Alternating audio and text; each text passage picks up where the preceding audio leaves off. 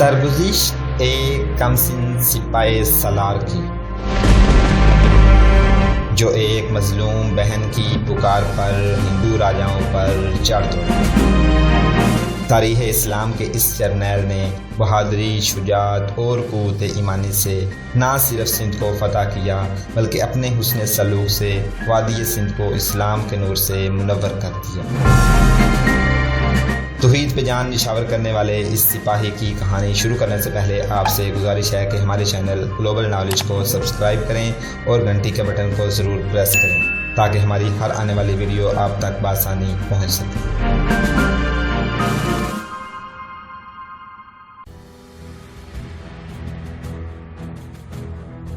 محمد بن قاسم کی ہنسی اور مسکراہٹ میں اسلام کا نور تھا۔ آج کے سندھ کی ریت کے ذرے بھی اسلام کے نور سے جگمگا اٹھے تھے۔ اروڑ جو اسلام کے دشمن راجہ طاہر کے وسیع و عریض راج کا مرکز تھا، محمد بن قاسم اور اس کے مجاہدین کے قدموں میں پڑا تھا۔ راجہ طاہر تو مارا جا چکا تھا، لیکن اروڑ طاہر کے مرنے کے بعد بھی اس کفرستان کا اعصابی مرکز تھا۔ اسے تہہ تیگ کرنا بہت ہی ضروری تھا۔ شہر میں بگدڑ اور افراتفری بپا تھی۔ محمد بن قاسم کی فوج ابھی شہر میں داخل ہو رہی تھی۔ شہر کے لوگوں کو یقین دلایا گیا تھا کہ ان پر جبر اور تشدد نہیں ہوگا، پھر بھی لوگ خوف و ہراس سے قلعے میں سے نکل بھاگنے کی کوشش کر رہے تھے۔ وہ جب دیکھتے تھے کہ شہر پناہ کے دروازوں سے نکلنا ممکن نہیں رہا کیونکہ دروازوں پر مسلمانوں کا پہرا کھڑا ہو گیا تھا، تو لوگ گھروں میں گھس کر دروازے بند کر لیتے، مگر خوفزدگی کا یہ عالم تھا کہ گھروں میں بھی اپنے آپ کو محفوظ نہیں سمجھتے تھے اور بھاگتے پھر رہے تھے۔ محمد بن قاسم نے حکم دیا کہ شہر میں اعلان کر دیا جائے کہ شہر کے ہر مرد، عورت، بوڑھے اور بچے کو امان دی جاتی ہے۔ شہر والوں کے مال و اموال اور ان کی عورتوں پر ہاتھ نہیں ڈالا جائے گا۔ یہ اعلان سورج غروب ہوتے تک ہوتا رہے تاکہ ہر گھر میں پہنچ جائے۔ محمد بن قاسم نے کہا، اور یہ اعلان بھی کیا جائے کہ شہر کے لوگ ان آدمیوں کو گھروں سے باہر نکال لیں جو ہمارے خلاف جنگ میں شریک تھے۔ اگر اروڑ کا کوئی فوجی کسی گھر میں چھپا ہوا مل گیا تو اس کے گھر کے تمام افراد جن میں عورتیں اور بچے شامل ہوں گے قتل کر دیا جائے گا۔ فتوح البلدان میں ذکر ہے کہ محمد بن قاسم نے حکم دے دیا کہ جو لوگ فوجی اور شہری لڑائی میں شریک تھے انہیں قتل کر دیا جائے۔ ابھی محمد بن قاسم راجہ طاہر کے محل میں نہیں پہنچا تھا۔ سب سے پہلے وہ اس بتخانے میں چلا گیا تھا جسے نو بہار کہتے تھے، اس کا ذکر ہو چکا ہے۔ وہیں سے باہر آ کر اس نے شہریوں کو امن و امان دینے کا، پھر جنگ میں شریک ہونے والوں کے قتل کا حکم دیا تھا۔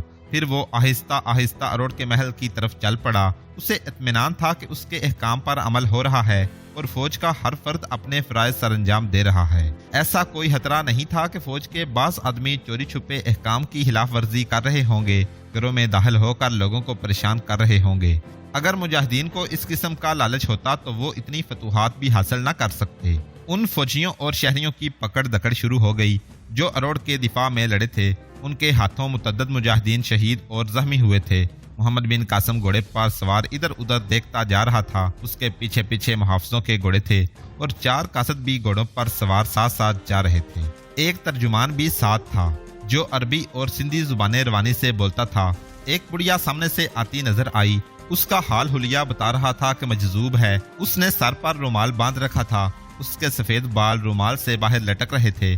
رومال پر سرخ رنگ کی پٹی لپیٹی ہوئی تھی جس نے اس کی پیشانی ڈانپ رکھی تھی۔ گلے میں کھجور جتنے موٹے کئی رنگوں کے موتیوں کی مالا لٹک رہی تھی۔ اس نے ایک لمبا چولا پہنا ہوا تھا جو کندھوں سے پاؤں تک چلا گیا تھا۔ اس کے پاؤں میں جوتی نہیں تھی، پاؤں پر کپڑے لپیٹے ہوئے تھے۔ اس کا قد لمبوترا تھا۔ وہ محمد بن قاسم کے گھوڑے کے بالمقابل آ رہی تھی۔ ایک محافظ نے اپنا گھوڑا آگے کیا اور اس بڑھیا کو راستے سے ہٹنے کو کہا، لیکن بڑھیا کچھ کہے بغیر محافظ کے گھوڑے کے پہلو سے آگے نکل آئی۔ اس کے ایک ہاتھ میں 1.5-2 فٹ لمبی کسی پودے کی شاخ تھی۔ اس کے دوسرے ہاتھ میں ایک تسبیح تھی جس کے دانے کا پخ کے بلوروں جیسے موٹے تھے، لیکن ان میں چمک نہیں تھی۔ اس کا چہرہ مرجھایا ہوا تھا، لیکن اس کے چہرے پر جلال سا تھا اور اس کی آنکھوں میں ایسا تاثر تھا جیسے اس کی نظریں دوسروں کی نظروں سے اس کے دلوں میں اتر رہی ہوں۔ دوسرا محافظ آگے بڑھا۔ اس نے اپنا گھوڑا اس پگلی سی بڑھیا اور محمد بن قاسم کے گھوڑے کے درمیان کر دیا۔ مت آ میرے راستے میں اے فاتح سوار، بڑھیا نے محافظ سے کہا۔ اپنے سالار سے کہہ کہ فتح پر اتنا نہ اترائے۔ ترجمان نے محمد بن قاسم کو عربی زبان میں بتایا کہ بڑھیا نے کیا کہا ہے۔ اس کے راستے سے ہٹ جاؤ۔ محمد بن قاسم نے اپنے محافظ سے کہا۔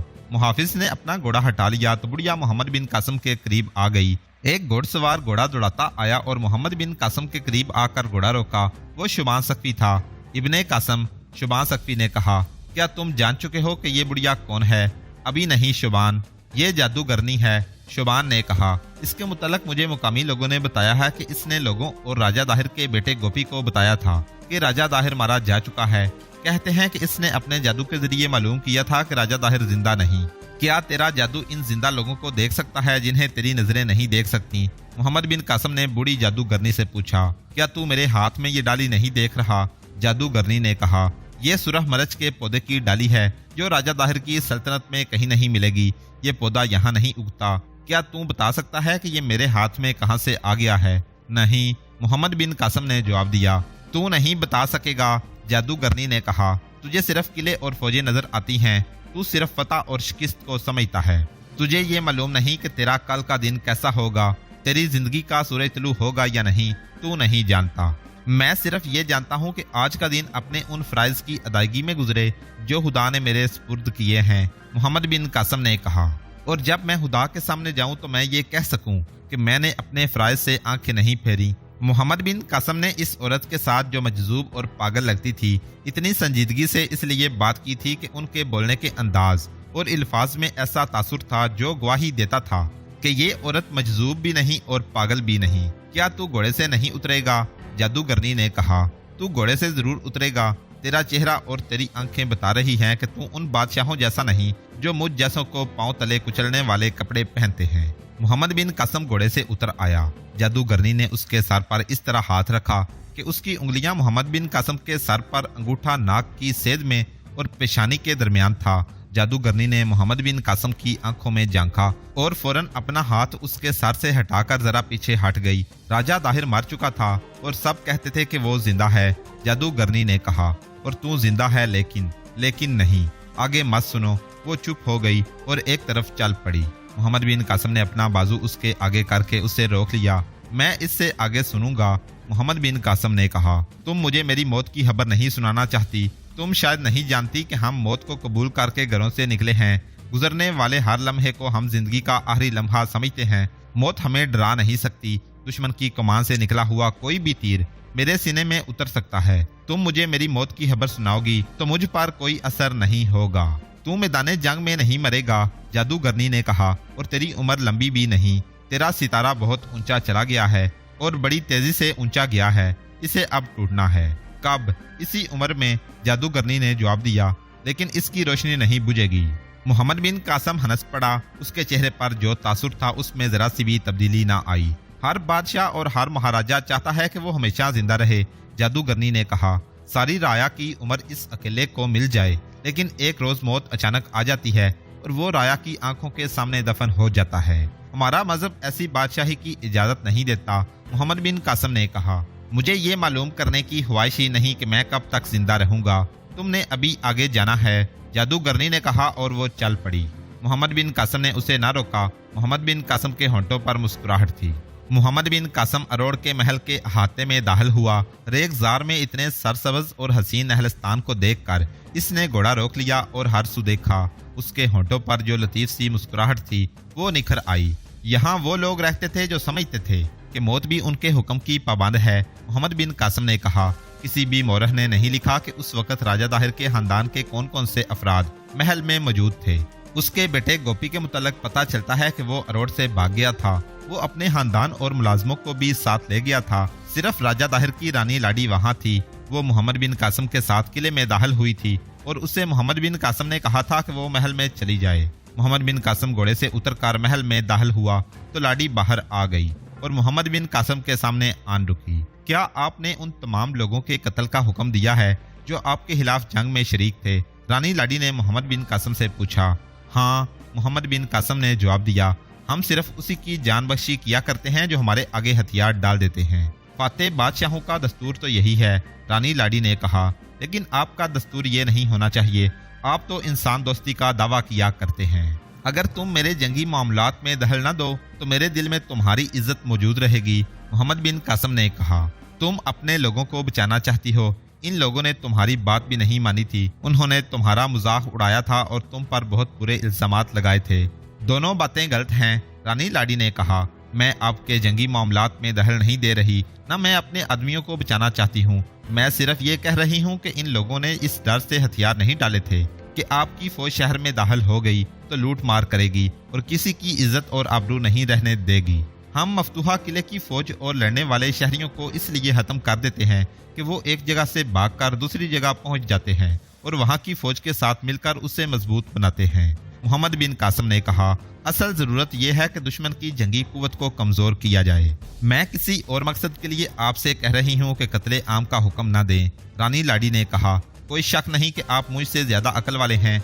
ये अकल ही जो आपको अरब से अरोड़ तक ले आई है और पहाड़ों जैसे किले आपके रास्ते की रुकावट नहीं बन सके। लेकिन अकल कभी धोखा भी दे देती है। आप अरोड़ के लोगों को नहीं जानते।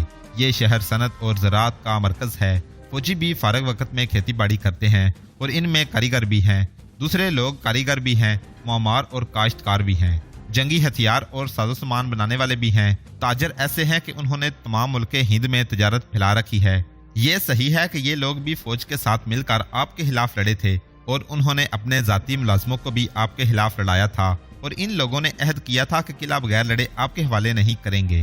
फातहीन के रवाज के मुताबिक इन्हें आपके हाथों कत्ल ही होना चाहिए, लेकिन इनके कत्ल से पहले ये सोच लें कि आप इन कारीगरों, काश्तकारों और ताजरों को कत्ल कर देंगे जिनके महसूलात से आपकी सल्तनत का कारोबार चलेगा, वरना आपका खजाना खाली हो जाएगा। फिर आप उन लोगों पर जबर करके महसूलात वसूल करेंगे जो आपको एक एक मुट्ठी दाने देने के भी काबिल नहीं होंगे। ऐसा तो हरगिज नहीं था कि मोहम्मद बिन कासम ने एक हिंदू औरत के कहने पर उन लोगों के कत्ल का फैसला मंसूख कर दिया। अलबत्ता वो रानी लाडी की बात समझ गया। उसने अपने सलारों, मशीरों और हुसूसन शुबान सख्फी से सुलह मशवरा करके कत्ल का फैसला मंसूख कर दिया।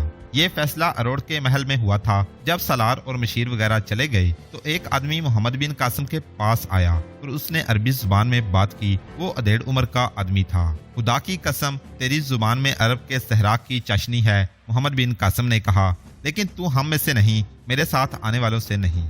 सलामती हो तुझ पर इब्ने कासम, इस आदमी ने कहा। मैं इनमें से हूँ जो बगावत के जुर्म में जलावतन है। मेरा नाम हमूद है, हमूद बिन जाबर। मैं इस महल में मुलाजिम रहा हूँ। मेरी दुश्मनी खलीफा से हो सकती है। अपने वतन और अपने मजहब और अपने वतन के सलारों से तो मेरी कोई दुश्मनी नहीं, और मुझे यकीन है कि तुझे मालूम होगा कि जिन्हें बनु उमैया ने अपना दुश्मन और बागी कहा, वो किस तरह दरपर्दा तेरी मदद करते रहे।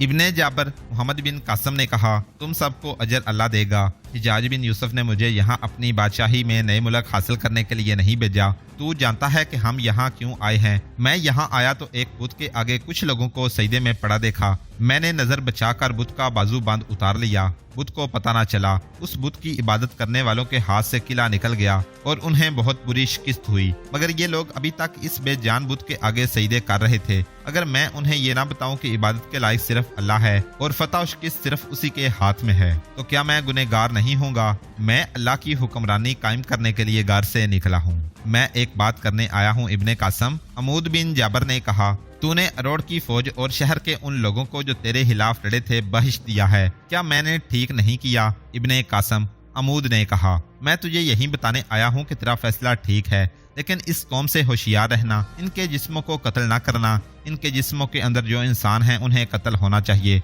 इन पर बुतों का जो भूत सवार है उस भूत की जान बख्शी ना करना। इन्हें इस्लाम की रोशनी दिखा, प्यार से दिखा, कोई और तरीका इख्तियार कर, वरना ये समझ ले कि तूने सांपों को खुला छोड़ दिया है।